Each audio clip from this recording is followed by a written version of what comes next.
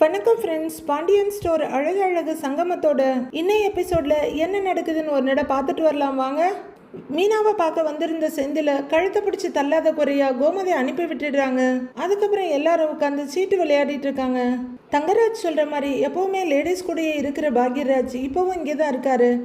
அவர் போக மலர், மதி, மீனா, ராஜின்னு மற்ற 4 பேரும் உட்காந்து விளையாடிக்கிட்டு இருக்காங்க. ஏதோ அந்த கேம்ல தான் உயிரே இருக்குன்ற மாதிரி படு சீரியஸா எல்லாரும் விளையாடிட்டு இருக்காங்க. மதி ஒரு கார்டு எடுத்து கீழே போட, சூப்பருங்க, சூப்பர் சூப்பர்னு மீனா சிரிக்கிறாங்க. நீங்க 2 பேரும் ரொம்ப நல்லா விளையாடுறீங்கன்றாங்க மலர். ராஜி ஒரு கார்டை கீழே இறக்க, ஏய் இந்த கார்டை போய் போடுற, உனக்கு விளையாட தெரியுமா தெரியாதான்னு கேக்குறாங்க மீனா. எனக்கு உங்க அளவுக்கெல்லாம் சூதுவாது தெரியாதுக்கான்றாங்க ராஜி. ஆஹா நம்பிட்டேம்மா, நம்பிட்டேன் அப்படின்னு மீனா படுகிண்டலா சொல்ல எல்லாரும் சிரிக்கிறாங்க. அடுத்தது எல்லாம் கையில வச்சு பார்த்துட்டு இருக்க, அத்தான் சார் உங்க டர்ன் தாங்கிறாங்க மீனா. அப்படின்னு ஒரு கார்ட்ஸை பார்த்துட்டு இருக்காரு. மலர் நைஸா எட்டி பார்த்துட்டு இருக்க, மீனா அதை பார்த்துட்டு ஹலோ ஹலோ என்ன பண்றீங்கன்னு கேக்குறாங்க. நான் என்ன பண்ணேன்னு மலர் அப்பாவியா கேட்க, அவங்க கார்டை எட்டி பாக்குறீங்க அப்படின்னு மீனா கேக்குறாங்க. நான் பார்க்கலங்கிறாங்க மலர். நடிக்காதீங்கன்னு மீனா சொல்ல, எட்டி பாத்தீங்களான்னு மதி கேக்குறாங்க. இல்ல மதின்றாங்க மலர். பார்த்தாங்க, அவங்க பார்த்ததை நான் பார்த்தேன்றாங்க மீனா. ஏய் நீ கத்தாத, அவகிட்ட என்ன கார்டு இருக்குன்னு நான் சும்மா பார்த்தேன் அப்படின்றாங்க மலர். அப்படியே பார்த்து உங்க ஹஸ்பண்டுக்கு ஹிண்ட் கொடுப்பீங்களாக்குன்றாங்க மீனா. அப்படிலாம் இல்லை மீனா அப்படின்னு மலர் பயங்கரமா தலையாட்ட, ஹஸ்பண்ட் மேல பாசம் இருக்க வேண்டியதுதான், ஆனா இப்படி பிட்டு காப்பி அடிக்கிறதெல்லாம் ரொம்ப ஓவர்ன்றாங்க மீனா. மலருக்கு வெக்கமா வர அவங்க சிரிப்பா சிரிக்கிறாங்க. பாக்யராஜன் சிரிப்போட பாக்குறாரு. அப்ப டியூட்டி முடிச்சு சுரேஷ் வீட்டுக்கு வர்றாரு யூனிஃபார்ம்ல. வா சுரேஷ், காஃபி தரவா அப்படின்னு எழுந்திருக்கிறாங்க மலர். இல்ல நீ வேண்டாம் அவர் சொல்ல மலர் மறுபடியும் உட்காடுறாங்க. என்னடா ரொம்ப டயர்டா இருக்க அப்படின்னு பாக்யராஜ் கேட்க, வேலை அதிகம்னுங்கிறாரு அவரு அப்படியே அண்ணன் பக்கத்திலேயே இடம் பிடிச்சி உட்காரு. நீ எப்படிதான் இவ்வளவு வேலை பார்க்குறேன்னே தெரியலடா. எனக்கெல்லாம் 10 மணிக்கு ஷீட்ல உட்கார்ந்தா 3 மணிக்கெல்லாம் மொத்த எனர்ஜியும் போயிடும். நீ நாள் பூரா வெயில்லையும் அலையிற அப்படின்னு பாக்யராஜ் சொல்ல, என்னென்ன பண்றது என் வேலை அப்படிங்கிறாரு சுரேஷ். வெயில்ல அம்புட்டு அலைஞ்சும் ஸ்கின் எல்லாம் பலன்னு இருக்கே அப்படின்றாங்க மீனா. ஆமாண்ணே, ஸ்கின் கேர் ரொட்டீனுக்கு என்ன பண்றீங்கன்னு கேக்குறாங்க ராஜி. அவருக்கு கொஞ்சம் கூச்சமாயிடுது. அப்படிலாம் ஒன்றும் பண்றது இல்லைன்றாரு. சன்ஸ்கிரீன் கூடவா போடுறது இல்ல அப்படின்னு ராஜி கேட்க, இல்லைங்கன்றாரு அவரு. அடுத்தது யாரோட ஆட்டோன்னு கேட்க, ஏன் டர்ன் தாங்கிறாரு பாக்யராஜ். அண்ணனோட தோல்ல கைய போட்டுக்கிட்டு அடுத்த அண்ணன் என்ன பண்ண போறாருன்னு சீரியஸா பாக்குறாரு சுரேஷ். அடுத்து இதை போடு, அதை போடு அப்படின்னு அவரு சொல்லிட்டு இருக்க, இதை போடுவா அப்படின்னு கேட்டு பாக்யராஜ் போடுறாரு. அவரு கீழே போட அடுத்தவங்க டக்குன்னு கார்டை எடுத்துக்கிறாங்க. மதி இன்ட்ரெஸ்டா விளையாடிட்டு இருக்க சுரேஷ் அப்பப்போ ஓர பார்வையா பாக்குறாரு. இதை போடாதனே, இதை போடு அப்படின்னு சுரேஷ் சொல்லி கொடுக்க, கொஞ்ச நேரத்திலேயே வின் ஆயிடுறாரு பாக்யராஜ். முடித்து விட்டேன் அப்படின்னு கார்ட்ஸை கீழே வைக்கிறாரு. மலரக்கா அவங்க ஹஸ்பண்டை ஜெயிக்க வைக்க ட்ரை பண்ணாங்க. அதே மாதிரி நீங்களும் உங்க ஒய்ஃபை தானே ஜெயிக்க வைக்க முயற்சி பண்ணியிருக்கணும் அப்படின்னு ராஜி கேட்க, எனக்கு அண்ணன் தான் எல்லாம், என் அண்ணன் யார்கிட்டையும் தோக்க கூடாது அப்படின்னு அண்ணனோட தோலை பிடிச்சி உழுக்க, தாங்க முடியலடா, என்னால நிஜமா தாங்கவே முடியலன்னு சிரிக்கிறாரு பாக்யராஜ். எல்லாரும் அதை பார்த்து கலகலன்னு சிரிச்சிட்டு இருக்காங்க. சுரேஷ் நல்லா விளையாடுறாருன்னு தெரிஞ்சதும் மீனா, அப்ப நீங்களும் வாங்க விளையாடலான்னு கூப்பிடுறாங்க. 2 மினிட்ஸ்ல வர்றேன் அப்படின்னு சுரேஷ் எழுந்து நிக்கிறாரு. அவரோட மொபைல் ரிங் ஆக எடுத்து ஹலோங்கிறாரு. சொல்லுங்க, எங்க? சரி இதான் நான் வரேன். சரி உடனே வர்றேன் அப்படின்னு அவரு காலை கட் பண்ண, யாருடா போன்ல அப்படின்னு பாக்யராஜ் கேக்குறாரு. ஸ்டேஷன்ல இருந்துன்னு ஒரு அவசரம்ங்கிறாரு அவரு. இப்பதானேடா வந்த அப்படின்னு பாக்யராஜ் கேட்க, வேலை வந்தா போய் தானே ஆகணும் அப்படின்றாரு சுரேஷ். காலையில போக முடியாதான்னு மீனா கேட்க, கொஞ்சம் சீரியஸான கேஸ், உடனே ஸ்பாட்டுக்கு போயாகணும். அப்படியே ரிஃப்ரெஷ் பண்ணிட்டு கிளம்புறேன் அப்படின்னு சுரேஷ் வேகமா உள்ளர ஓடிடுறாரு. எல்லாரும் பார்த்துட்டு இருக்காங்க.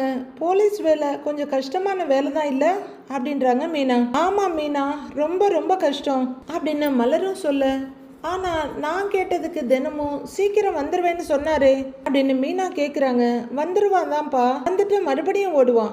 ராத்திரி நிம்மதியா தூங்க கூட முடியாது, போன் வந்துகிட்டே இருக்கும், பாவம் அவன் அப்படிங்கிறாரு பாக்யராஜ். எல்லாரும் அடுத்து என்ன சொல்றதுன்னு தெரியாம அமைதியா உட்கார்ந்துட்டு இருக்க, உள்ளர போன சுரேஷ் அதே வேகத்துல வெளியே வர்றாரு. சரி ஓகே அண்ணே நான் வரேனே அப்படின்னு தோல்ல தட்டுறவர், வரேன் நீ பார்க்கலாம் பை பைன்னு எல்லாருக்கும் பொதுவா சொல்லிட்டு கிளம்புறாரு. மதி போன சுரேஷையே பார்த்துட்டு உட்கார்ந்துருக்காங்க. அவங்களுக்கு விளையாட்டுல கவனம் இல்லாம இருக்கு. பார்த்துக்கிட்டே இருக்க அவங்க உதட்டுல சின்னதா ஒரு புன்னகை வருது.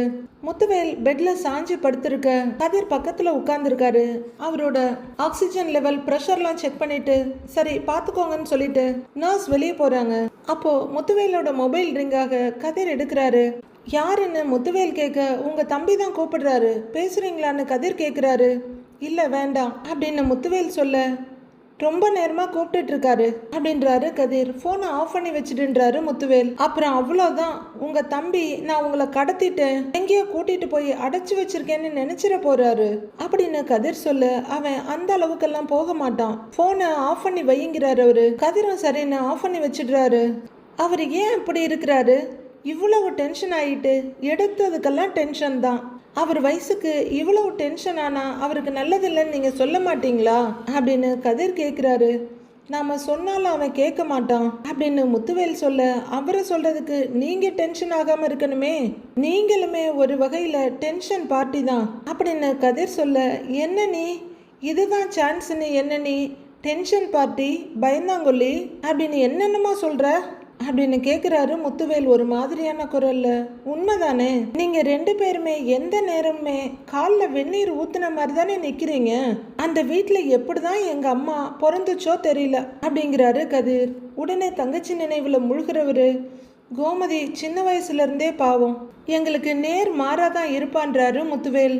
அம்மா சொல்லியிருக்காங்க அப்படின்னு கதிர் சொல்ல, கோமதி எங்களை பத்தி எல்லாம் பேசுவாளா வீட்டுல அப்படின்னு முத்துவேல் கேக்குறாரு. பேசு வாங்களா? அண்ணனுங்களை பத்தி எங்க அம்மா பேசாத நாளே கிடையாது. இப்ப போதாதுன்னு ராஜி வேற வந்துட்டாளா, ரெண்டு பேரும் சேர்ந்தாங்கன்னு வச்சுக்கோங்க, உங்க புராணம் தான்.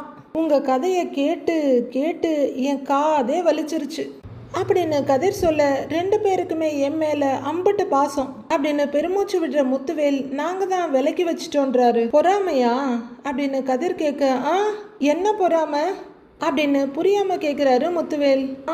நீங்க பாக்குறத விட செம்மையா சூப்பரான மாப்பிள்ளையா அவங்களே பார்த்துட்டாங்களே அந்த பொறாமை அப்படின்னு கதிர் சொல்ல, ஓ சந்தடி சாக்கில் உன்னை நீயே நல்லவன்னு சொல்லிக்கிறியா அப்படின்னு முத்துவேல் கேட்குறாரு. ஓஹோ அப்ப இல்லையா, மகன் மாதிரி அது இதுன்னெல்லாம் சொன்னீங்க, சும்மா வருமா அந்த வார்த்தை அப்படின்னு கதிர் முத்துவேலை வச்சு செய்யாம விடுறதில்லைன்ற முடிவோட பண்ணிட்டு இருக்காரு.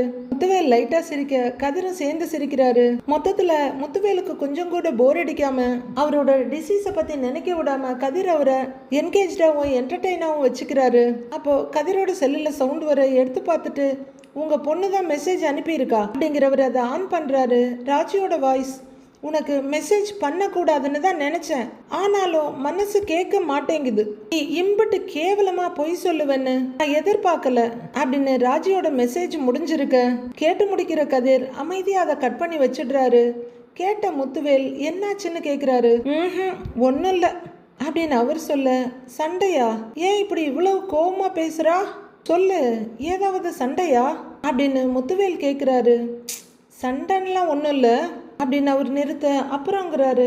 ஒன்றும் இல்லைன்னா விடுங்களேன்றாரு கதிர். அந்த மெசேஜை போடு அப்படின்னு முத்துவேல் சொல்ல, வேண்டாம் மாமா அப்படிங்கிறாரு கதிர். அதான் பாதியை கேட்டாச்சுல்ல, மீதியும் கேட்கலாம் போடுங்கிறாரு முத்துவேல். கதிரும் தலையை தடவிக்கிட்டு சரி அப்படின்னு போட, உன்னை கேட்டா நீ ஊர்ல இருக்கிறதா சொன்ன, செந்தில் மாமா நீ வெளியூர் போயிருக்கிறதா சொல்றாரு, அப்புறம் கேட்டா தஞ்சாவூர்ல இருக்கிறதா சொல்ற, உண்மையா நீ சென்னையில தான் இருக்க, நான் உன்னை பார்த்தேன்னு சொன்ன பிறகும் கூட நீ உண்மையை ஒத்துக்கல, உன்கிட்ட இருந்து இதை நான் எதிர்பார்க்கவே இல்லை அப்படின்னு ராஜியோட வாய்ஸ் நோட்டை ரெண்டு பேரும் மொத்தமா கேட்டு முடிக்கிறாங்க. ராஜி உன்னை சென்னையில பார்த்தாளா அப்படின்னு கொஞ்சம் அதிர்ச்சியோட கேட்கிறாரு முத்துவேல். ஆமா, நான் இளநீ வாங்க போனேன்ல அப்ப பாத்துட்டாங்கிறாரு கதிர். நீ சென்னை வந்ததை சொல்லவே இல்லையான்னு கேக்குறாரு அவரு. எப்படி சொல்ல முடியும், அவளும் சென்னையில தான் இருக்கா அப்படின்னு கதிர் சொல்ல, அவ பார்த்ததா சொன்ன பிறகு நீ சொல்லலையா அப்படின்னு கேட்குறாரு முத்துவேல். இல்லை. அப்புறம் உடனே கிளம்பி போய் அவளை பார்க்க வர சொல்லுவா, உங்களை தனியாக விட்டுட்டு நான் எப்படி போய் அவளை பார்க்க முடியும், அவ எக்ஸாம் எழுத வரும்போது நான் அவ கூட இல்லாதனால அவளுக்கு என் மேலே பயங்கர கோவம், நான் வேற அவகிட்ட சரியாவே பேசலை, அந்த கோவம் இன்னும் அதிகமாயிடுச்சு. ஏதோ மறைக்கிறேன்னு சொல்லிக்கிட்டே இருக்கா. ஆமா, நான் மறைக்கிறேன் தான். ஆனா நான் எப்படி என்ன நடந்துச்சுன்னு சொல்ல முடியுமா அவகிட்ட? அவளால உங்களுக்கு உடம்பு சரியில்லைங்கிறத தாங்கிக்கவே முடியாது மாமா அப்படின்னு கதிர் சொல்ல, என்னால உங்க 2 பேருக்கு ஏதாவது பிரச்சனை வந்துட போகுது அப்படிங்கிறாரு முத்துவேல். அதெல்லாம் ஒன்றும் வராது அப்படின்னு கதிர் சொல்ல, நான் உங்க 2 பேருக்கும் எதுவும் நல்லது பண்ணினதில்ல, கெடுதல் பண்ணிடுவேன்னு பயமா இருக்கு அப்படின்னு முத்துவேல் சங்கடமா சொல்ல, எங்களை பத்தியெல்லாம் நீங்க யோசிக்காதீங்க, பாத்துக்கலாங்கிறாரு கதிர். நீ ரொம்ப நல்லவன் கதிர்னு முத்துவேல் சொல்ல, எங்க அப்பா வளர்ப்பு அப்படி மாமா, அதான் நீங்களே ஒத்துக்கிட்டீங்களே அப்படின்னு அப்பாவையும் தூக்கி பிடிச்சிக்கிறாரு கதிர். கொஞ்சம் டென்ஷன் ஆகுறவரு, உங்க அப்பனை பத்தி பேசாத அப்படின்னு சொல்ல, ஏன் பேசக்கூடாது? ஊர்ல வச்சு சர்டிபிகேட் கொடுத்தீங்கல்ல, இப்போ என்ன மாத்தி பேசுறீங்க அப்படின்னு கதிர் வரிஞ்சு கட்டிட்டு சண்டைக்கு வர்றாரு. அவன் மட்டும் கோமதியை இழுத்துட்டு ஓடாம இருந்திருந்தா எல்லாமே நல்லா இருந்திருந்திருக்குங்கிறாரு அவரு. இங்க பாருங்க, எங்க அப்பா ஒண்ணு எங்க அம்மாவை இழுத்துக்கிட்டு ஓடல, எங்க அம்மா விருப்பப்பட்டு தான் அவங்கள கல்யாணம் பண்ணிக்கிட்டாங்க. அது மட்டும் இல்ல, எங்க அப்பாவும் எங்க அம்மாவும் கல்யாணம் பண்ணிக்கிட்டதுனால தான் என்ன மாதிரி ஒருத்தன் உங்களுக்கு மாப்பிள்ளையா கிடைச்சிருக்கிறான் அப்படின்னு கதிர் கிடைச்ச கேப்ல எல்லாம் கெடா வெட்டிட்டு இருக்காரு. நீ இப்படிலாம் பேசுவேன்னு எனக்கு தெரியவே தெரியாதுப்பா அப்படின்னு முத்துவேல் சிரிச்சுட்டே சொல்ல, பேசுறவங்க கிட்ட பேசுவேன், பார்த்தாலே முகத்தை திருப்பிக்கிட்டு போறவங்க கிட்ட நான் என்ன பேசுறது அப்படின்னு கதிர் கேட்க, அதுவும் சரிதாங்கிறாரு முத்துவேல். மொத்தத்துல கதிர் கொஞ்சம் டக்கு டக்குன்னு பதில் தான் சொல்லுவாருன்னு இத்தனை நாளா எதிர்பார்த்துட்டு இருக்க அவரு மீனாவை விட பெரிய வாயாடியா இருப்பாருன்னு இப்பதான் தெரியுது. ராஜிக்கு கோவம் வருமா, பட்டாசு மாதிரி வெடிக்கிறா அப்படின்னு முத்துவேல் கேட்க, இதை விட அதிகமாக கோவம் வரும். உங்க தங்கச்சிக்கு அப்படியே ஆப்போசிட், உங்களை மாதிரியே தானே இருப்பா உங்க பொண்ணு அப்படின்னு கதிர் சொல்ல, சிரிப்போட பாக்குறாரு முத்துவேல். அவளுக்கு அப்பான்னா உசுறு, அவகிட்ட கொஞ்சம் அன்பா பேசலாம்ல அப்படின்னு கதிர் கேட்க, அவர் அமைதியா படுத்திருக்கிறாரு. அன்னைக்கு வீட்டுக்கு விருந்துக்கு வந்தீங்க, அப்போ உங்க தம்பி மீசக்காரரு அப்படின்னு மீசையை ஒரு தடவி காமிக்கிறாரு கதிர். வாயை வச்சுக்கிட்டு கொஞ்ச நேரம் சும்மா இருந்திருக்கலாம்ல, சம்பந்தமே இல்லாம வந்த இடத்துல ஒரு சண்டையை போட்டுட்டு போயிட்டாரு. அந்த சண்டை மட்டும் நடக்கலன்னா 2 குடும்பமும் ஒன்னு ஆகி இருக்கும் அப்படின்னு கதிர் சொல்ல, நான் வேணும்னா ராஜிக்கிட்ட பேசவான்னு கேட்கிறாரு முத்துவேல். பேசுங்கன்னு தானே சொல்லிக்கிட்டு இருக்கிறேன் அப்படின்னு கதிர் சொல்ல, இல்ல நீ ஏன் கூட தான் இருக்கன்னு சொல்லவா அப்படின்னு முத்துவேல் கேட்க, இத சொன்னா உங்களுக்கு என்னெல்லாம் பிரச்சனை வரும்னு நான் சொல்லி தெரிய வேண்டியதில்லை, உங்களுக்கே தெரியும். சொல்றதுன்னா முன்னாடியே சொல்லி இருக்கணும், இப்படி பாதியில சொல்றதெல்லாம் ஒன்றும் ஆக போறதில்ல, பாத்துக்கலான்றாரு கதிர். நீ எப்பவுமே இப்படிதானா அப்படின்னு முத்துவேல் கதிரை பார்த்து கேட்க, இப்படிதானா அப்படிங்கிறாரு கதிர். எப்பவுமே பாத்துக்கலான்னு தான் இருப்பியா அப்படின்னு முத்துவேல் கேட்க, கதிர் பளிச்சுன்னு சிரிச்சுட்டு, வேற என்ன பண்ண சொல்றீங்கன்னு கேக்குறாரு. இது இப்படிதான் நடக்கும்னு நாம நிறைய பிளான் பண்ணியிருப்போம், நம்ம பிளானை மீறி நிறைய விஷயங்கள் நடக்கும், கடைசியில எல்லா விஷயத்தையும் சமாளிச்சு தானே ஆகணும், சமாளிப்போம் அப்படின்னு ரொம்பவே பக்குவமா யதார்த்தத்தோட பேசுறாரு கதிர். கதிரைய கொஞ்சம் சுவாரஸ்யமா பார்த்துட்டு இருக்காரு முத்துவேல். வேல்ஸ் ஃபேமிலியில பாட்டியும் வடிவும் சோஃபால உட்கார்ந்துருக்காங்க. ஏமா இந்நேரத்துக்கு ஏமா கீரையை ஆஞ்சிக்கிட்டு இருக்கிற அப்படின்னு பாட்டி கேட்க, ஆஞ்சி வச்சா ஒரு வேலை முடியும்லத்த அப்படின்னு வடிவு சொல்ல, அப்படின்னு தலையாட்டுறாங்க பாட்டி. மாறி வேற ஊர்ல இல்ல, நேரம் கிடைக்கும் போதெல்லாம் வேலையை முடிச்சு வச்சுட்டா எனக்கு கொஞ்சம் சுலபமா இருக்கும்லன்றாங்க வடிவு. சரி, அவ எப்போ வர்றாளாம் அப்படின்னு பாட்டி கேட்க, 2 நாள் ஆகும்னு சொன்னாங்கிறாங்க வடிவு. அண்ணன் வீட்டுக்கு போனான்னா அவ அங்கேயே இருந்துருவா அப்படின்னு பாட்டி சொல்ல, எப்பவாவது தானே அத்த போறா, போயிட்டு வரட்டுமேங்கிறாங்க வடிவு. போயிட்டு வரட்டும்னு பாட்டி வெத்தலையை வாய்க்குள்ள தள்ளிட்டு இருக்காங்க. வடிவு அப்படியே முகத்துல சின்ன புன்னகையோட கீரையை வெடுக்குன்னு பறிச்சிட்டு இருக்காங்க. பாட்டி அப்படியே ஒரு பார்வையா பார்த்துட்டு, காலையில இருந்து பாக்குறேன் உன் முகத்துல அப்படியே ஒரு சிரிப்பு தாண்டவம் ஆடுதுன்னு கேக்குறாங்க. வடிவை லைட்டா மறைக்க முயற்சி பண்ணிக்கிட்டு, அதெல்லாம் ஒண்ணும் இல்லத்தாங்கிறாங்க. அப்படின்னு பாட்டி பெருமூச்சு விட்டுட்டு இருக்க உள்ளர வர்றாரு சக்திவேல். காதுல போனை வச்சுக்கிட்டே வர்றாரு. கூடவே அவரோட டெய்ல் அதாங்க குமரவேலும் வர்றாரு. 2 பேரும் வந்து உட்கார சேன்னு உட்கார்றாரு அவரு. என்னாச்சுப்பா அப்படின்னு குமார் கேட்க, சுவிட்ச் ஆஃப்ல இருக்குடா, நேத்துல இருந்து அண்ணன் செல்லு சுவிட்ச் ஆஃப்ல இருக்குடா அப்படிங்கிற சக்திவேல், அண்ணன் ஏதாச்சும் ஃபோன் பண்ணாங்களா அப்படின்னு கேக்குறாரு. அவர் பண்ணல தம்பி, நான் தான் அவருக்கு ஃபோன் பண்ணி பேசினேன் அப்படின்னு வடிவு சொல்ல, ஏன் நீங்க எப்ப பேசுனீங்கன்னு கேக்குறாரு சக்திவேல். காலையில தான் பேசினேன் அப்படின்னு வடிவு சொல்ல, திடுக்குன்னு பாக்குற சக்திவேல், நேத்துல இருந்து நான் அண்ணனுக்கு ஃபோன் பண்ணிட்டு இருக்கேன், சுவிட்ச் ஆஃப்னு தான் வருது, எடுக்கவே இல்லைங்கிறார் அவரு. சார்ஜ் ஏதாவது இல்லாம இருந்திருக்கும் அப்படின்னு வடிவு சொல்ல, சார்ஜ் போட்டதுக்கு அப்புறம் உங்ககிட்ட பேசியிருக்காரு, எங்கிட்ட பேசியிருக்கலாமேன்னு கேக்குறாரு சக்திவேல். ஏதாவது வேலையா இருந்திருப்பாரு தம்பி அப்படின்றாங்க வடிவு. ஏங்க நீ அண்ணே எதுக்கு போனாங்க, எங்க போனாங்கன்னு எங்கிட்ட எதுவும் சொல்லல, அட்லீஸ்ட் உங்ககிட்ட சொன்னாங்களா அப்படின்னு சக்திவேல் கேட்க, இல்ல எனக்கும் ஒன்றும் தெரியாதுன்றாங்க வடிவு. டேய், அவன் என்ன சின்ன குழந்தையா, ஏதோ வேலையா போயிருக்கிறான், வேலை முடிஞ்சதும் நம்ம வீட்டுக்கு தானே திரும்பி வர போறான் அப்படின்னு பாட்டி சொல்ல, ஆத்தா அண்ணன் சொன்ன மாதிரி வேலைக்கு போயிருந்தாங்கன்னு வச்சுக்க, ஒரு பிரச்சனையும் இல்லை அப்படின்னு சிரிக்கிறவரு ஓர பார்வையா வடிவை பார்த்துட்டு, ஆனா அவங்க சரியில்லையே அப்படிங்கிறாரு சக்தி. நீ இதையே தான் சொல்லிட்டு இருக்கிற, எப்போ பார்த்தாலும் அரண்டவன் கண்ணுக்கு இருக்கிறதெல்லாம் பேய் மாதிரி தான் தெரியுங்கிறாங்க பாட்டி.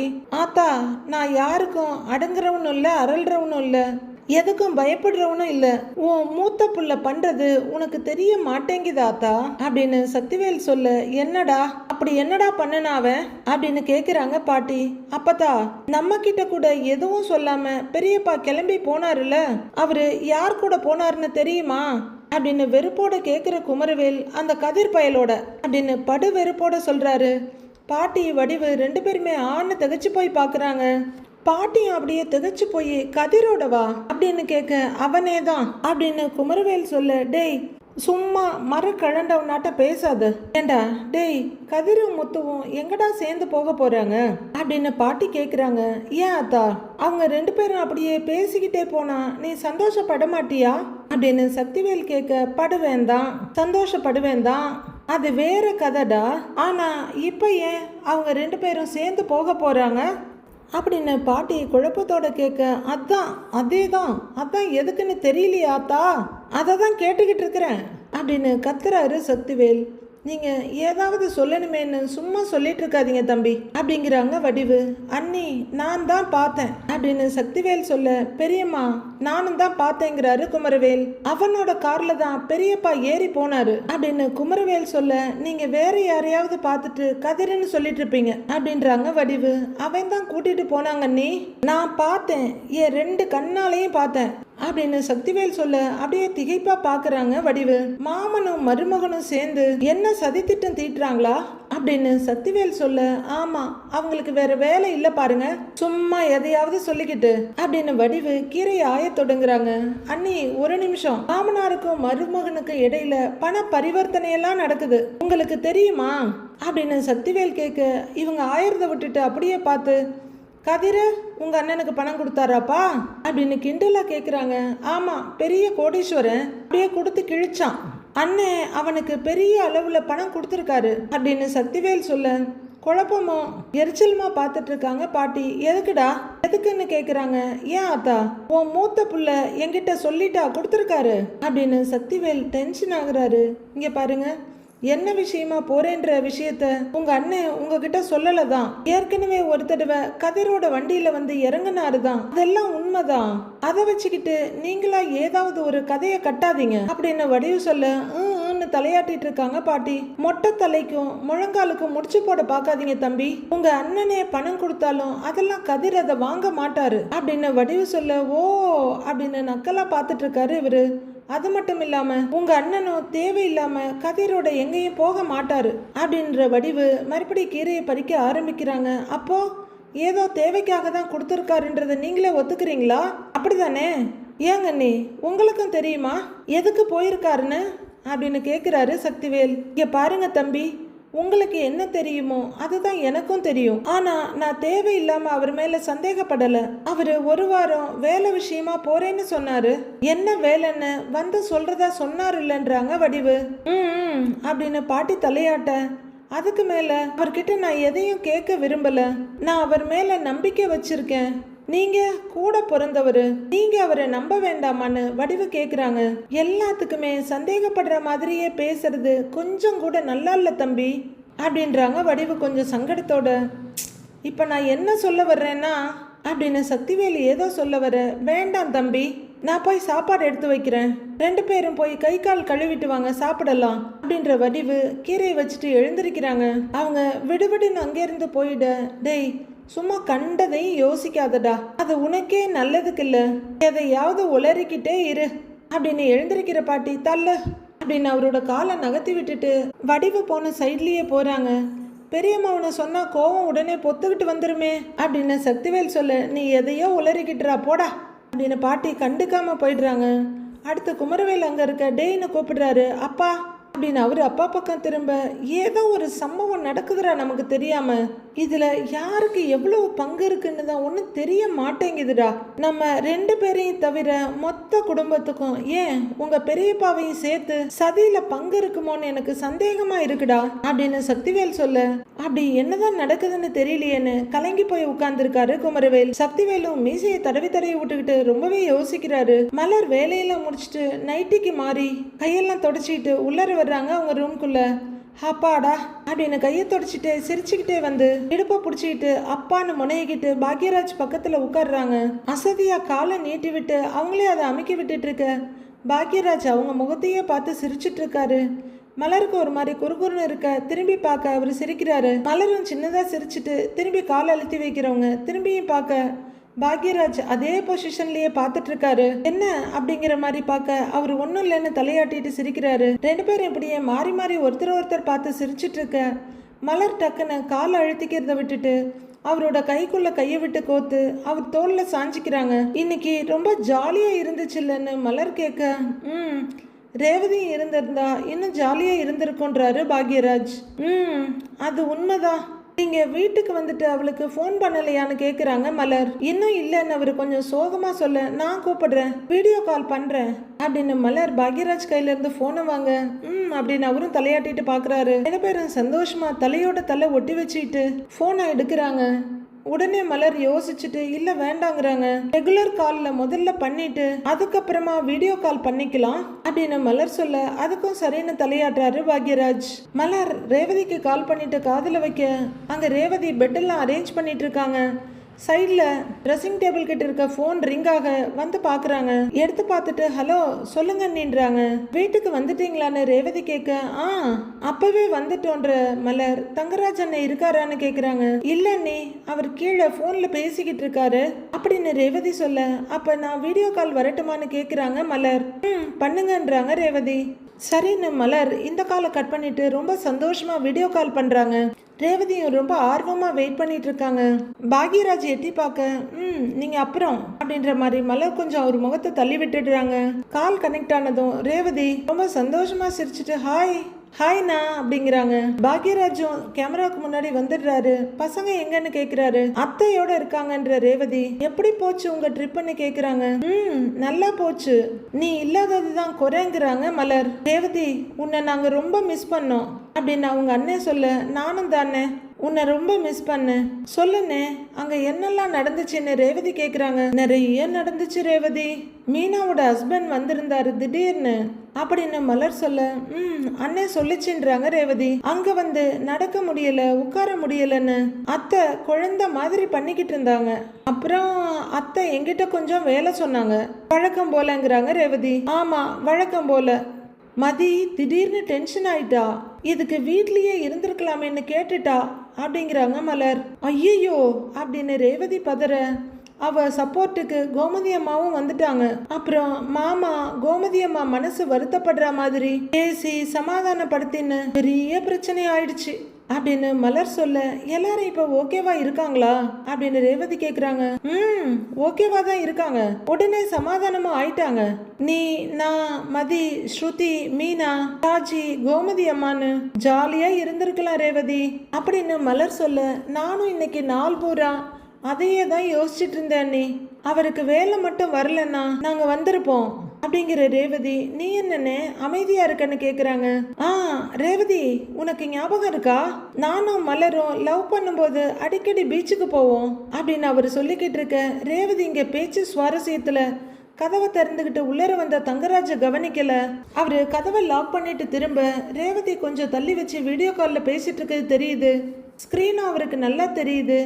ஏன் தெரியாம நீங்க மீட் பண்ற ஒரே இடம் அதுதானே அப்படின்னு ரேவதி கேட்க, ஆமா, லவ் பண்ற டைம்ல நீ கூட எங்க கூட பீச்சுக்கெல்லாம் வந்திருக்கியே அப்படின்னு அவங்க அண்ணன் சொல்ல, ஆமா ஆமா வந்து தள்ளி உட்கார்ந்துக்குவேன், சுண்டல் மாங்கான்னு தின்னுட்டு வேடிக்கை பார்த்துக்கிட்டு இருப்பேன் அப்படின்னு ரேவதி சிரிக்க, இங்க இவங்க 2 பேரும் அந்த நினைப்புல ரொம்ப ஜாலியா சிரிச்சிட்டு இருக்காங்க. கொஞ்சம் தள்ளி தங்கராஜ் பின்னாடி கையை கட்டிக்கிட்டு பயங்கர கடுப்போட பார்த்துட்டு இருக்காரு. சிரிச்சுட்டே திரும்பின ரேவதி அங்க தங்கராஜ் நிக்கிறத பார்த்துட்டு, நான் அப்புறம் பேசுறேன்னு படக்குன்னு கட் பண்ணிடுறாங்க. ரேவதி அப்படின்னு பாக்யராஜ் கூப்பிட்டு இருக்க, ஏய் அப்படின்னு மலரும் ஸ்கிரீனை பாக்குறாங்க. போன் கட் ஆனதுல, ஓ தங்கராஜ் அண்ணன் வந்துட்டார் போல இருக்கு அப்படிங்கிறாங்க மலர். என் தங்கச்சி கிட்ட நிம்மதியா பேச கூட முடியல அப்படின்னு இவர் வருத்தத்தோட சொல்லிட்டு இருக்காரு. ரேவதி படக்குன்னு இறங்கி போனை வச்சுட்டு நிக்க, தங்கராஜ் அப்படியே மெதுவா நடந்துட்டு, ஏன் ரேவதி போன்ல யாருன்னு கேக்குறாரு. அது எங்க அண்ணன்றாங்க அவங்க.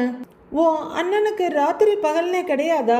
24 மணி நேரமும் ஃபோன்லேயே தான் பேசிக்கிட்டே தான் இருப்பானா அப்படின்னு தங்கராஜ் கேட்குறாரு. ரிசார்ட்டுக்கு போயிட்டு வந்தாங்கல்ல, அதை பற்றி பேச அண்ணன் கூப்பிட்டாரு. நான் அண்ணி 3 பேரும் வீடியோ காலில் பேசணுன்றாங்க ரேவதி. என்ன பேசிக்கிட்டு இருந்தீங்க அப்படின்னு தங்கராஜ் கேட்க, அதான் சொன்னேனே ரிசார்ட்டுக்கு போனதை பத்தி பேசிக்கிட்டு இருந்தோன்றாங்க ரேவதி. லவ் பண்ற போது பீச்சு அது இதுன்னு ஏதோ பேசிட்டு இருந்தீங்களே, என்னது அதுன்னு கேக்குறாரு தங்கராஜ்.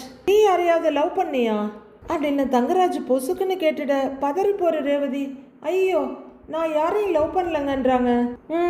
யார் லவ் பண்ணாங்க அப்படின்னு தங்கராஜ் கேட்க, ஒன்றும் இல்லைங்க, நான் போய் தண்ணி எடுத்துட்டு வந்துடுறேன் அப்படின்னு ரேவதி அங்கேருந்து ஒரு எட்டு எடுத்து வைக்க, டக்குன்னு கையை நீட்டி வெடுக்குன்னு பிடிக்கிறாரு தங்கராஜ். ஏய் சொல்லுடி, யார் லவ் பண்ணாங்க? ஓ அண்ணனா? ஓ அண்ணனும் அழகு மலரும் லவ் பண்ணும்போது நீ கூட போய் உட்காந்து சுண்டல் மாங்கான்னு தின்னுட்டு இருந்திருக்கிற அப்படிதானே அப்படின்னு அத்தனையும் ஒண்ணு விடாம கேட்டுட்டு அதை ரேவதியோட கண்ணை பார்த்து பயங்கர கோவமா கேட்கிறாரு தங்கராஜ். ரேவதி அவரை பீதியோட பார்த்துட்டு இருக்க கையை வெடுக்குன்னு உதறி விட்டுட்டு, அப்ப உன் அண்ணன் லவ் பண்ணது உனக்கு முன்னாடியே தெரியும், உனக்கும் எனக்கும் கல்யாணம் ஃபிக்ஸ் பண்றதுக்கு முன்னாடியேவும் தெரியும், உன் அண்ணனுக்கும் என் தங்கச்சிக்கும் கல்யாணம் ஃபிக்ஸ் ஆகும் போதும் உனக்கு தெரிஞ்சிருக்கு அப்படிதானே அப்படின்னு தங்கராஜ் கேட்க, பாவம் ரேவதி என்ன பதில் சொல்றதுன்னு முழிக்கிறாங்க. என்கிட்ட முன்னாடியே சொல்லியிருக்க வேண்டியது தானே. எங்க அண்ணன் வேற ஒரு பொண்ணை லவ் பண்றான், உன் தங்கச்சிய கல்யாணம் பண்ண மாட்டான்னு என்கிட்ட சொல்லி இருக்கணுமா இல்லையா அப்படின்னு தங்கராஜ் கத்த, இல்லைன்றாங்க பயத்தோட. என்ன அதை என்கிட்ட சொல்லி இருந்தா உனக்கு கல்யாணம் ஆகாதுன்னு நினைச்சியா? இப்படி ஒரு வசதியான வாழ்க்கை கிடைக்காதுன்னு பயந்துட்டியா அப்படின்னு தங்கராஜ் கத்த, அப்படி இல்லைங்கன்றாங்க ரேவதி. பேசாதடி, அப்ப என் தங்கச்சி செத்ததுக்கு நீயும் ஒரு காரணம் இல்ல அப்படின்னு தங்கராஜ் மிரட்டலா கேட்க, ஐயோ என்னங்க ஏதேதோ பேசுறீங்கன்றாங்க ரேவதி. வெக்கமா இல்ல உனக்கு? அண்ணனும் தங்கச்சியுமா சேர்ந்து நாடகம் ஆடுறீங்களா? அப்போ அந்த நாடகத்தை தான் இப்போ வரைக்கும் விடாம நடிச்சுக்கிட்டு இருக்கீங்கல்ல அப்படின்னு தங்கராஜ் கத்துன்னு கத்துறாரு. நான் சொல்லலைன்னா என்னங்க, அதான் அண்ணன் சொல்லுச்சுல்ல அப்படிங்கிறாங்க ரேவதி. அது கேள்வி இல்ல, நீ ஏன் சொல்லல அப்படின்னு தங்கராஜ் மிரட்டுறாரு. சொல்றதுக்கான சந்தர்ப்பம் அமையலங்கன்றாங்க ரேவதி. அப்ப அமையல, சரி கல்யாணம் ஆனதுக்கு அப்புறமா அமையல அப்படின்னு தங்கராஜ் கேட்க, இல்லங்க அது இல்லைன்றாங்க ரேவதி. இது மாதிரி இன்னும் எத்தனை விஷயத்தை என்கிட்ட சொல்லாம மறைச்சிருக்க அப்படின்னு தங்கராஜ் கத்த, எதையும் மறைச்சது இல்லைங்கன்னு பயத்தோட சொல்றாங்க ரேவதி. ஆஹா சந்தர்ப்பம் அமையல, சூழ்நிலை அமையலன்னு இன்னும் என்னென்ன விஷயங்களை என்கிட்ட சொல்லாம மறைச்சு வச்சிருக்க அப்படின்னு தங்கராஜ் கேட்க, ரேவதி அழுகையோட, சத்தியமா நான் எதையும் மறைக்கலங்க அப்படின்றாங்க. உண்மையை சொல்லுடி அப்படின்னு அவரு மிரட்ட, நான் எதையும் மறைக்கலங்க அப்படின்றாங்க ரேவதி. இந்த மாப்பிள்ளை விட்டா வேற நல்ல மாப்பிள்ளை, வசதியான மாப்பிள்ளை கிடைக்க மாட்டான். உங்க அப்பா உன்னை யாராவது ஒரு சாதாரண மாப்பிள்ளைக்கு கட்டி வச்சிருவான்னு நீ நினைச்சிருப்ப. அதனாலதான் என் தங்கச்சி உயிரை பத்தி கூட கவலைப்படாம நீ வாயை மூடிக்கிட்டு இருந்திருக்க அப்படின்னு தங்கராஜ் கேட்க, ஐயோ அப்படிலாம் இல்லைங்க அப்படின்னு பதறாங்க அவங்க.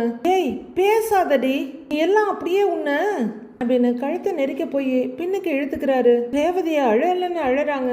கவனிச்சுக்கிறேன்டி, உன்னை கவனிச்சுக்கிறேன், டைம் வரும்போது உன்னை கவனிச்சுக்கிறேன் அப்படின்னு தங்கராஜ் வேகமா அந்த ரூமை விட்டு போறாரு. ரேவதி பாவம் அப்படியே இடிஞ்சு போய் கட்டில்ல உட்காந்துடுறாங்க. மதி அவங்க ரூம்ல அசந்து தூங்கிட்டு இருக்க சுரேஷ் மெதுவா கதவை திறந்துட்டு எட்டி பாக்குறாரு. பாவம் ரொம்ப லேட்டா வந்ததுனால வேகமா ஏதாவது சத்தம் பண்ணா மதியோட தூக்கம் கலைஞ்சிரும்னு மெதுவா உள்ளர வர்றாரு அவரு. முடிஞ்ச வரைக்கும் சத்தமே இல்லாம அவர் கையில இருக்க வாட்ச், இந்த கையில இருக்க காப்புன்னு எல்லாத்தையும் கழட்டி வைக்கிறாரு. அப்படியே மதிய பார்த்துக்கிட்டே மெதுவா காலை எடுத்து வச்சு ஷர்ட்டை கொண்டு போய் ஹேங்கர்ல மாட்டுறாரு. மொபைல் டார்ச்சை வச்சுக்கிட்டு பீரோல போய் ட்ரெஸ் எடுக்கிறாரு. மதி லைட்டா திரும்பி பார்க்க எங்கேயோ வெளிச்சம் தெரியுதுன்னு நிமிந்து பாக்குறாங்க. அப்படியே மெதுவா எழுந்து உட்கார்ந்து பார்க்க அவர் பீரோல ட்ரெஸ் தேடிட்டு இருக்கிறது தெரியுது. கீழே இறங்குறவங்க எழுந்து வந்து லைட்டை போட டப்புன்னு நிமிந்து பார்க்குறாரு சுரேஷ். அவர் அப்படியே கையில இருக்க மொபைலோட படார்னு திரும்ப அந்த வெளிச்சம் பட்டு மதியோட கண்ணு கூசுது. அவங்க கண்ணை மறைக்க ஐயோ சாரிங்கிறாரு. பரவாயில்ல அப்படின்னு மதி அவரையே பார்த்துட்டு இருக்க ட்ரெஸ் எடுத்துட்டு குடுகுடுன்னு ஓடுறாரு. மதி கட்டல் கிட்ட வந்து மொபைல் எடுத்து டைம் பாக்குறவங்க சுரேஷ் போன பக்கம் பார்த்துட்டு அப்படியே கட்டில்ல உட்கார்றாங்க. அப்படியே போர்வை இழுத்து போத்தி படுக்கிறாங்க. சுரேஷ் வெளியே வர்ற ஒரு ட்ராக் பேண்ட்டும் ஸ்லீவ்லெஸ் பனியனுமா வர்றாரு. வழக்கம் போல கை கால் முகத்தை தொடச்ச டவலை பட்டுன்னு பெட்டு மேல போட்டுடுறாரு. அடுத்து அவர் ட்ரெஸ்ஸிங் டேபிள் கிட்ட போய் நின்றுட்டு இருக்க. பாவம் ரொம்ப நேரம் வேலை பார்த்துட்டு வந்திருக்காரு, எதுவும் சொல்ல வேண்டாம் அப்படின்னு மதி படுத்துக்க அவரும் மொபைல சார்ஜ்ல போட்டு லைட் ஆஃப் பண்ணிட்டு வர்றாரு. பெட்டோட அடுத்த பக்கம் படுக்க போறவரு டவலை தூக்கி டொபார்னு கீழே போடுறாரு. அவரும் நீட்டி படுத்துட மதியம் தூங்க ஆரம்பிக்கிறாங்க. அடுத்த நாள் பொழுது விடியுது. ராகவன் நியூஸ் பேப்பர் பார்த்துட்டு இருக்க புலம்பல் ராணி, அதுதாங்க லக்ஷ்மி, மொபைல்ல ஏதோ பார்த்துட்டு இருக்காங்க. அப்போ பாக்யராஜும் கோமதியும் வெளியே இருந்து வீட்டுக்குள்ள வர்றாங்க. பாக்யராஜ் 2 கை நிறைய பெரிய பைய பிடிச்சிட்டு வர்றாரு. அதில் வெஜிடபிள்ஸ் அது இதுன்னு நல்லா தெரியுது. அவங்க வர்றதை 2 பேரும் பார்க்குறாங்க. என்ன இது, மார்க்கெட்டையே காலி பண்ணிட்டு வந்துட்டீங்க போல இருக்கு அப்படின்னு லட்சுமி கேட்க, விருந்துன்னா சும்மா வாங்க, என்ன உங்கள் மாப்பிள்ளைக்கு ஃபோன் பண்ணி பேசிட்டீங்களா, விருந்துக்கு வர சொல்லிட்டீங்கல்ல அப்படின்னு கோமதி கேட்குறாங்க. அதெல்லாம் பேசிட்டேன், மாப்பிள்ளைக்கு நிறைய வேலை இருக்கான், இருந்தாலும் நான் கூப்பிட்டதுக்காக அவர் வர்றேன்னு சொல்லிட்டாரு அப்படின்னு ராகவன் சொல்ல, சம்மந்தி குழந்தைங்க எல்லாம் வர்றாங்கல்ல அப்படின்னு கோமதி கேக்குறாங்க. அவங்க வரல, வீட்லயே இருக்கேன்னு சொல்லிட்டாங்களாம் அப்படிங்கிறாரு ராகவன். அப்படியா, குழந்தைங்களும் வரலையா? எல்லாரும் வருவாங்கன்னு நினைச்சுக்கிட்டு இருந்த. சரி பரவாயில்ல தம்பி, இதை கொண்டு போய் சமையல் கட்டில வச்சிடுறியான்னு கேக்குறாங்க கோமதி. சரிங்கம்மா அப்படின்னு அவரு உள்ளர போக, நான் வேலையை பார்க்குறேன்னு கோமதியும் உள்ளர போறாங்க. கோமதி கிச்சன்ல ஒரு பெரிய ஃப்ளக்ஸை விரிச்சு போட்டு கொண்டு வந்த காய்கறிகள்லாம் கூறு கட்டி வச்சிட்டு இருக்காங்க. ஒரு சின்ன காய்கறி கடையில இருக்கிற அளவுக்கு அவ்வளோ வெஜிடபிள்ஸ் இருக்கு. அவங்க பேக்ல இருந்து எல்லாத்தையும் பிரிச்சு அடுக்கி முடிச்சிருக்க. அங்க மலர், மதி, மீனா, ராஜின்னு 4 பேருமே வர்றாங்க. இடுப்புல கைய வச்சுட்டு பாக்குறாங்க. ராஜி, சொல்லுங்க அத்தை, இப்ப நாங்க என்ன பண்ணணும் அப்படின்னு போருக்கு தயாரான மாதிரி மீனா கேட்க, நிஜமாவே நான் ரெடி, எந்த சண்டையா இருந்தாலும் பாத்துடுறேங்கிற மாதிரி ராஜி நிக்கிறாங்க. என்னென்ன பிளான் வச்சிருக்கீங்கன்னு சொல்லுங்க, பாதி பாதி டிஷ்ஷா பிரிச்சு செஞ்சுக்கலாமான்னு கேக்குறாங்க மலர். ஏய், இது ஏன் விருந்தா இல்ல உங்க விருந்தா அப்படின்னு கோமதி கேட்க, உங்க விருந்து தாங்கிறாங்க மலர். அப்ப எல்லாத்தையும் நான் தான் செய்வேன் அப்படின்னு கோமதி சொல்ல சிரிப்போட பார்த்துட்டு இருக்காங்க மலரும் மதியம். மீனான்னு கூப்பிட, அத்தை அப்படின்னு ரெடியா பாக்குறாங்க. கொத்துக்கறி, சுக்காவுக்கு போடுற மட்டன், சிக்கன், மீன், எறா எல்லாம் அந்த பையில இருக்கு. கொல்லை பக்கத்துக்கு எடுத்துட்டு போய் நல்லா கழுவி உப்பு மஞ்சள் போட்டு எடுத்துட்டு வான்றாங்க கோமதி. ஓகே அத்தை, கடன்னு போய் கழுவி எடுத்துட்டு வந்துடுறேன் பாருங்க அப்படின்னு மீனா குனிஞ்சு எடுக்க ராஜி பார்த்துட்டு கோமதி பக்கம் திரும்புறாங்க. ராஜி உட்காரு, நீ இஞ்சி பூண்டு பேஸ்ட் ரெடி பண்ணுன்றாங்க கோமதி. ராஜியும் அப்படியே கீழே உட்காந்துக்கிட்டு, எப்ப பார்த்தாலும் எனக்கு இந்த வேலையா கொடுக்குறீங்கன்றாங்க. ஏய், இத முடி, வேற நல்ல வேலையா கொடுக்குறேன் அப்படின்னு கோமதி சொல்ல, சரின்னு ராஜி ரெடி ஆகுறாங்க.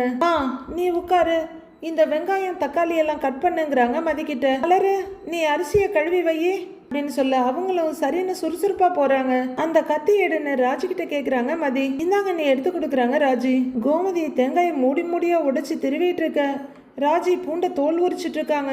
மதி ஆனியனும் தக்காளியும் மாத்தி மாத்தி கட் பண்ணிட்டு இருக்க. மலர் பாத்திரத்தை விலக்கி சோறு வைக்க போறாங்க. அடுப்புல வச்சு விட்டுட்டு மலரும் வந்து உட்கார்ந்துருக்க. கத்திரிக்காய் எடுத்து கொடுக்குறாங்க கோமதி. ஒருவேளை தால்ச்சா வைக்க போறாங்களோ, முதல்ல இதெல்லாம் கழுவி வச்சுக்கணும்னு கோமதி சொல்ல, அப்ப எனக்குமான்னு கேக்குறாங்க மதி. அப்படியே 4 பேரும் சிரிச்சுட்டு வேலையை பார்த்துட்டு இருக்க. மெல்ல உள்ளர தலையை நீட்டுறாங்க லட்சுமி. அவங்க வந்து நிக்க பேச்சு அப்படியே நின்னுடுது. எல்லாத்தையும் ஒரு பார்வை பார்த்துட்டு, விருந்துக்கான ஏற்பாடெல்லாம் தடபுடலாம் நடக்குது போல அப்படின்னு அந்த அம்மா கேட்க, ஆமாங்க அப்படிங்கிறாங்க கோமதி. ஒரு படையவே கூட வச்சிருக்கீங்க, போதுமான்னு கேக்குறாங்க லட்சுமி. போதாதுதான், நல்ல வேலை நீங்க வந்தீங்க. அந்த புதினா கொத்தமல்லி எல்லாம் கழுவி நல்ல பொடி பொடியா கட் பண்ணிடுங்கன்றாங்க கோமதி. அவ்வளவுதான். லட்சுமியோட முகம் இஞ்சி தின்ன மங்கி மாதிரி ஆயிடுது. எதுக்குடா இங்க வந்தோன்னு அவங்க பார்த்துட்டு இருக்க. மதி நைஸா அப்படியே பாக்குறாங்க. என்னங்க நின்னுகிட்டே இருக்கீங்க, அதோட அந்த 20 முட்டையும் அப்படியே அவிச்சு வச்சிருங்கன்றாங்க கோமதி. எங்கிட்டயா சொல்றீங்க அப்படின்னு லட்சுமி கொஞ்சம் குனிஞ்சு சந்தேகமா கேட்க, ஆமாங்க, நீங்க தானே இந்த படை போதுமானு கேட்டீங்க. போதாதுதான், அதுதான் உதவி பண்ணுங்கன்னு சொன்னேன் அப்படின்னு கோமதி சொல்லிக்கிட்டே வேலையை பார்த்துட்டு இருக்காங்க. உடனே ஒரு அசட்டு சிரிப்பு சிரிச்சுட்டு, நானும் ஒரு காலத்துல எல்லாமே செஞ்சவதான் அப்படின்னு சொல்ல இப்பவும் செய்யலாம் இல்லைங்கிறாங்க கோமதி. செம்மையா மாட்டிட்டு இருக்காங்கன்னு மதி பார்க்க, இந்த பொம்பளை என்ன அடங்கவே அடங்காது போல இருக்கேன்னு பாக்குறாங்க லட்சுமி. மலரும் மதியம் நைஸா ஒரு சிரிப்பு சிரிச்சுக்கிறாங்க ஒருத்தர் பார்த்து. எதுக்கு நான் உங்க சமையல்ல வந்து தலையிட்டுக்கிட்டுங்கிறாங்க லட்சுமி. இங்க பாருங்க, அதெல்லாம் எந்த பிரச்சனையும் இல்ல. குழம்புல தேங்காய் போட்டு சாப்பிடுவீங்கல்ல அப்படின்னு கோமதி கேட்க, சாப்பிடுவேனே, ரொம்ப நல்லா இருக்கும் அப்படின்னு ரொம்ப சந்தோஷமா சொல்றாங்க லட்சுமி. அப்ப இருங்க, இந்த 2 தேங்காயை கொடுக்குறேன், அப்படியே துருவி கொடுத்துருங்க அப்படின்னு கோமதி தேங்காய் எடுக்க லட்சுமி ஐயோ அப்படின்னு பார்க்க, கோமதி அம்மா சும்மா போட்டு தாக்கிட்டு இருக்காங்கல்ல அப்படின்னு மதி கஷ்டப்பட்டு சிரிப்பை கண்ட்ரோல் பண்ணிட்டு குனிறாங்க. கோமதி ஒரு 4 மூடி தேங்காயை லட்சுமி கையில கொடுக்க வேற வழி இல்லாம வாங்குறாங்க. மலருக்கும் மதிக்கும் சிரிப்பு தாங்க முடியல. ஏங்க, ஆளுக்கு ஒரு வேலை பண்ணா சீக்கிரமா வேலை முடியும்ல அப்படின்னு கோமதி சொல்ல மலருன்னு கூப்பிடுறாங்க. அப்படின்னு அவங்க நிமிர, இந்த தேங்காயை திருவிடுறியான்னு கேக்குறாங்க லட்சுமி. சரிங்க தன்னை மலர் சொல்ல, இந்தா அப்படின்னு வேகமா நீட்டுறாங்க. அத கையை நீட்டி வாங்க. மதி, நீ அப்படியே அந்த முட்டைய வேக வச்சுடு என்ன அப்படின்னு லட்சுமி சொல்ல, ஏங்க இருங்க, அவங்களுக்கு தான் நான் ஏற்கனவே வேலை கொடுத்துருக்கேனே, இந்த உதவியை நீங்க பண்ணுங்க. ஏய், அந்த தேங்காவை எடுத்து கொடு அப்படின்னு கோமதி மிரட்டலா சொல்ல, மதி இதுதான் சான்ஸ்னு படக்குன்னு தூக்கி கொடுக்குறாங்க. லட்சுமியும் வேற வழி இல்லாம மறுபடியும் வாங்கிக்கிறாங்க. அத்தை, இவங்க தான் கால் வலின்னு சொன்னாங்களேன்றாங்க ராஜி. இவங்க கிட்ட சொன்ன வேலையெல்லாம் நான் வேணும்னா செய்யட்டுமான்னு கேக்குறாங்க ராஜி. ஆஹா, ஒரு அடிமை சிக்கிருச்சுன்ற மாதிரி லட்சுமி கொஞ்சம் உற்சாகமா பார்க்க, ரொம்ப நாள் வேலை செஞ்சு பழகுனவங்க இப்ப கொஞ்ச நாளா சும்மா இருக்காங்க, அதனாலதான் கால் வலி எல்லாம் வருது. இந்த மாதிரி சின்ன சின்ன வேலையெல்லாம் செஞ்சு சுறுசுறுப்பா இருந்தா கால்வலி எல்லாம் வராதுன்றாங்க கோமதி. பாவம் ஏன்னு முழிச்சிட்டு நிக்கிறாங்க. ஏய், அந்த புதினா கட்டை எடுத்து கொடு அப்படின்னு கோமதி கேட்க, ஒரு பெரிய பாத்திரம் நிறைய இருக்க புதினாவை அப்படியே வாங்கி, இந்தாங்க, சின்ன சின்னதா நறுக்கிடுங்க அப்படின்னு கோமதியை அவங்க கிட்ட நீட்டுறாங்க. அவங்க உடனே தேங்காய பக்கத்துல அடுப்பு திட்டுல வச்சுட்டு இதை வாங்குறாங்க. அதை எடுத்து கொடுமான்னு ராஜி கிட்ட சொல்ல அவங்க அதை விட ஒரு பெரிய அண்டாவை எடுக்கிறாங்க. அதுல 5-6 கட்டுக்கு மேல கொத்தமல்லி இருக்கும் போல இருக்கு. இதுவான ராஜி கேட்டு எடுக்க, ஆமான்னு வாங்குற கோமதி, இந்தாங்க, சின்ன சின்னதா நறுக்கிடுங்க அப்படின்னு கொடுக்க அந்த அம்மா படக்குன்னு புதினாவை இன்னொரு கைக்கு மாத்திக்கிட்டு கொத்தமல்லியை வாங்குறாங்க. கீழே விரிச்சிருந்த கடையில பாதி காலி ஆயிடுச்சு. அந்த அம்மா இந்த கையை எங்க வைக்கிறது, இந்த கையை எங்க வைக்கிறதுன்னு மாறி மாறி பார்த்துட்டு இருக்க. மலரும் மதியம் சின்ன நக்கல் சிரிப்போட சிரிச்சிட்டு இருக்காங்க. அந்த அம்மாவும் வேற வழி இல்லாம ஒரு பாத்திரத்தை அடுப்பு திட்டுல வச்சுட்டு புதினா இருக்கிற பாத்திரத்தை மடியில வச்சுக்கிட்டு சேர்ல உட்காந்து பறிக்க ஆரம்பிக்கிறாங்க. மூஞ்ச அவங்க சிடுசிடுன்னு வச்சுட்டு புதினாவை பறிக்கிற வேகத்துல புதினா கருகி போயிடும் போல இருக்கு. மதி, அத்தை வேலை செய்யறாங்க பாரு அப்படிங்கிற மாதிரி லைட்டா மதிய தட்டுன்னு தட்டுறாங்க மலர். மதியம் ஆன்னு பார்த்துட்டு சிரிப்போட திரும்புறாங்க. எல்லாத்தையும் கழுவி எடுத்துட்டு உள்ளர வர்றாங்க மீனா. உள்ளர வர்றவங்க பாத்திரத்தை வச்சுட்டு கீழே உட்கார்றவங்க அப்படியே பார்வையை திருப்ப அங்க லட்சுமி உட்கார்ந்து புதினாவை பறிக்கிறது தெரியுது. வெறுப்போட டொப்பு டொப்புன்னு பாத்திரத்துல தூக்கி போட்டுட்டு இருக்காங்க. மீனா அப்படியே ஆன்னு ஆச்சரியமா பார்த்துட்டு மலரையும் மதியையும் பார்க்க, மலர் சின்சியரா வேலையை பார்த்துட்டு இருக்க மதி அவங்கள பார்த்து ஒரு நமட்டு சிரிப்பு சிரிக்கிறாங்க.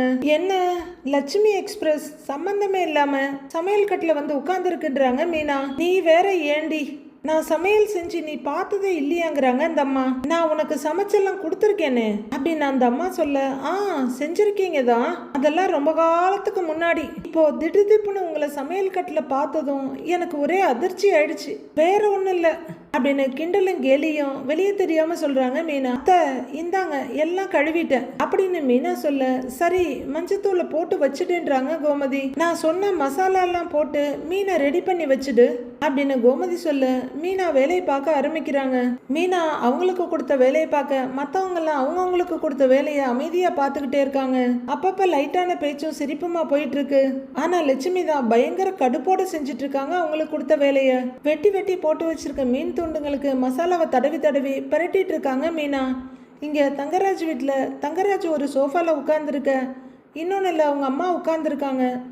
மேல இருந்து பேக்கை தோல்ல போட்டுட்டு இறங்கி வர்ற ரேவதி அப்படியே நின்று பாக்குறாங்க. இதுங்க 2 பேரும் கீழே இருக்கு, போகலாமா வேண்டாமா அப்படின்னு கொஞ்சம் தயங்கிட்டு மெதுவா இறங்கி வர்றாங்க. அன்னைக்கு ரெசார்ட்டுக்கு போறதுக்கே அந்த அலப்பறை பண்ணாரு, இன்னைக்கு என்னென்ன பண்ண போறாரோ தெரியலையே. என்ன வேணும்னாலும் பண்ணட்டும், கடைசியில கூட்டிக்கிட்டு போனா சரிதான் அப்படின்னு யோசிச்சுக்கிட்டே மெதுவா வந்த ரேவதி கீழே இறங்கினோன்னு அதே மாதிரி வந்தா ஏதாவது சொல்லுவாங்களோன்னு பயந்துக்கிட்டு கொஞ்சம் கடகடன்னு வந்து நிக்கிறாங்க. அவங்க மாமியார் ரேவதிய தலையில இருந்து கால் வரையிலும் பார்த்துட்டு கிளம்பிட்டியான்னு கேக்குறாங்க. கிளம்பிட்டேன் அத்தை அப்படின்னு திகிலோட சொல்றாங்க ரேவதி. வீட்டில் ஏதாவது வேலை சொன்னா 1/2 மணி நேரம் ஆக்குவ, இப்போ மட்டும் 5 நிமிஷத்துல ரெடி ஆயிட்ட அப்படின்னு அந்த அம்மா சொல்லிட்டு இருக்க. பசங்களை உங்களால பாத்துக்க முடியுமான்னு ரேவதி பேச்சு மாத்துறாங்க. இல்லைன்னா நாங்க கூட்டிகிட்டு போறோம் அப்படின்னு சொல்ல, வேணாம் வேணாம், அவங்க எப்படி சமைப்பாங்களோ என்னமா சமைப்பாங்களோன்னு ஒன்றும் தெரியாது, கண்டதையும் கொடுத்து பிள்ளைங்க உடம்ப கெடுக்க வேண்டாம், நான் வீட்லயே வச்சு அவங்கள பாத்துக்கிறேன்றாங்க பாட்டி, அவங்க நல்லா தான் சமைப்பாங்க அப்படின்னு கோமதி சொல்ல மொபைலையே பார்த்துட்டு உட்கார்ந்துருக்காரு தங்கராஜ். அவங்க மாமியார் முறைப்பா ஒரு பார்வை பார்க்க படக்குன்னு வாயை முடிக்கிறாங்க ரேவதி. சரி இங்கேயே இருக்கட்டும்னு முடிச்சிடுறாங்க. என்னங்க கிளம்பலாமாங்க அப்படின்னு ரேவதி கேட்க, எங்கங்கிறாரு தங்கராஜ். ஐயோ மறுபடியும் ஏபிசிடில இருந்தா அப்படின்னு பயப்படுற ரேவதி வீட்டுக்குன்றாங்க.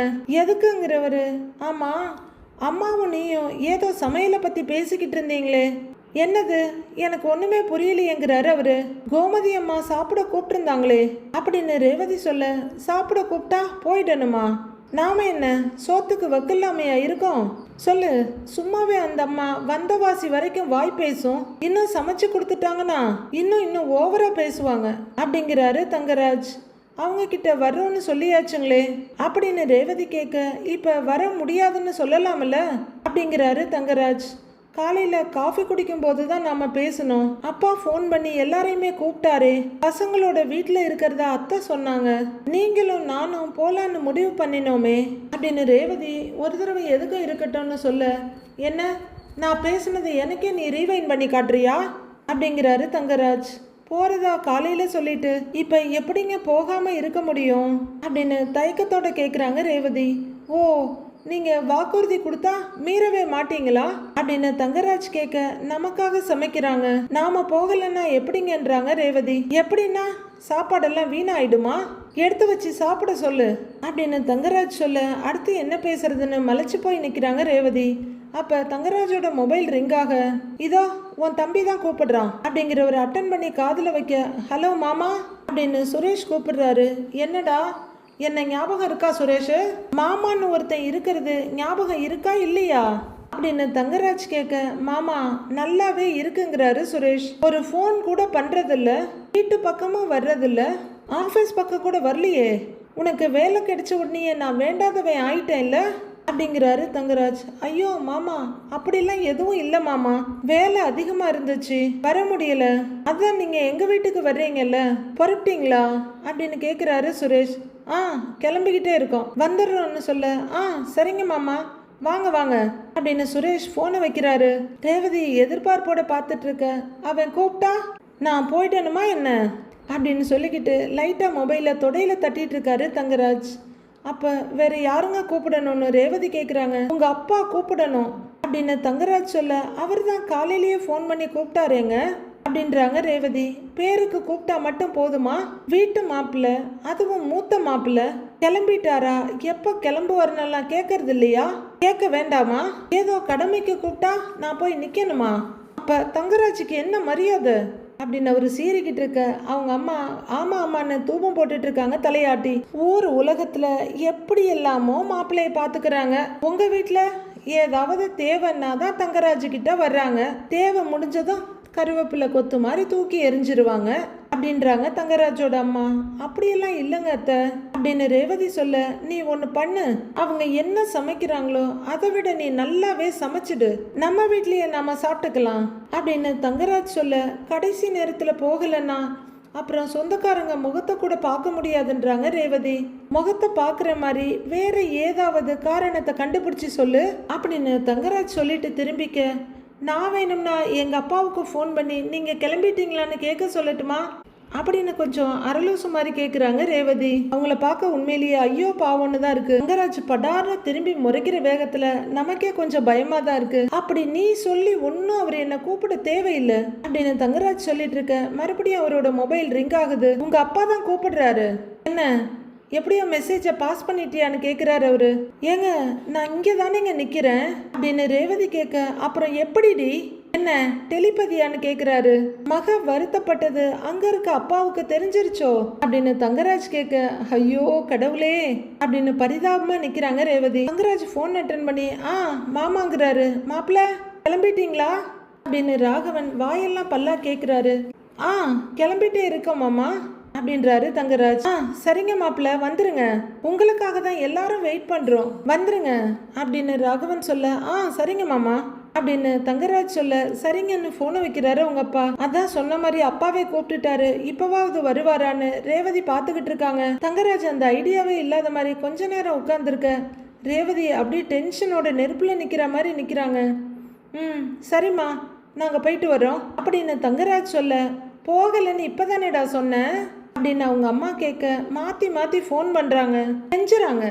விட்டா காலிலேயே விழுந்துருவாங்க போல இருக்கு, போயிட்டு வந்துடுறோம்மா அப்படின்னு தங்கராஜ் சொல்ல, சரி போயிட்டு வாங்க அப்படின்றாங்க அந்த அம்மா. சரி வா போலாம் அப்படின்னு அவரு எழுந்திருக்க, அப்பாடா ஒரு வழியா அரலூசு அசைஞ்சிருச்சு அப்படின்னு நிம்மதியா பாக்குறாங்க ரேவதி. ஆனா தங்கராஜ் அடுத்து என்ன 7:30 கூட்ட போறாருன்னு தெரியல. அடுத்து என்ன நடக்க போகுதுன்னு வர எபிசோட்ல பார்க்கலாம் ஃப்ரெண்ட்ஸ்.